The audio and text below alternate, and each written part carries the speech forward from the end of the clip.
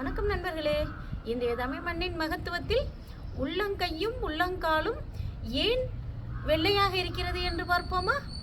நம்முடைய இறைவனுடைய படைப்பிலே நம் உடல் எந்த அளவிற்கு வெண்மையாக இருந்தாலும் அதைவிட வெண்மையாக உள்ளங்காலும் உள்ளங்கையும் படைக்கப்பட்டிருக்கிறது.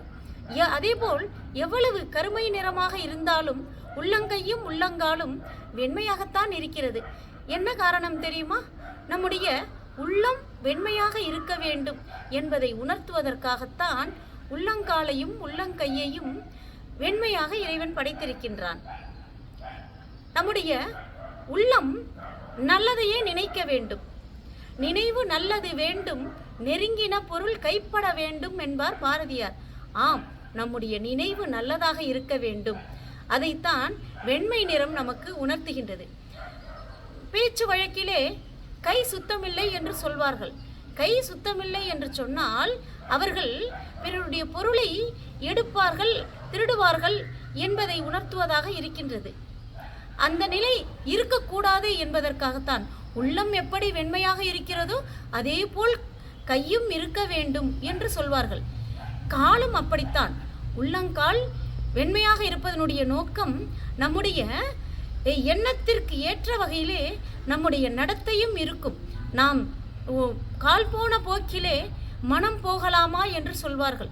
நம்முடைய மனதின் வழிதான் நாம் நடக்க வேண்டும் என்பதை உணர்த்துவதற்காகத்தான் உள்ளங்கையையும் உள்ளங்காலையும் இறைவன் வெண்மையாக படைத்திருக்கின்றான். நம்முடைய முன்னோர்கள் எப்படி பெயர் வைத்திருக்கின்றார்கள்? உள்ளம் கை, உள்ளம் கால், உள்ளம்தான் கை, உள்ளம்தான் கால்.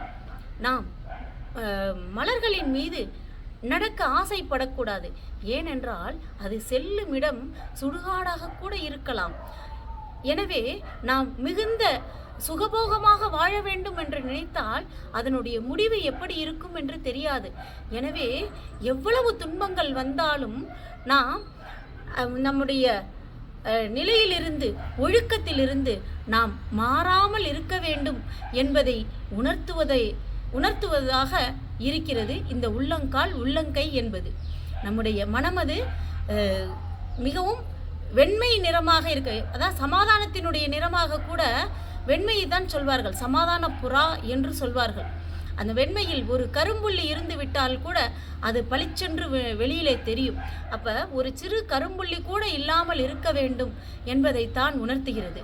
வள்ளுவரும் கூட மனத்துக்கண் மாசிலன் ஆதல் என்று சொல்வார்.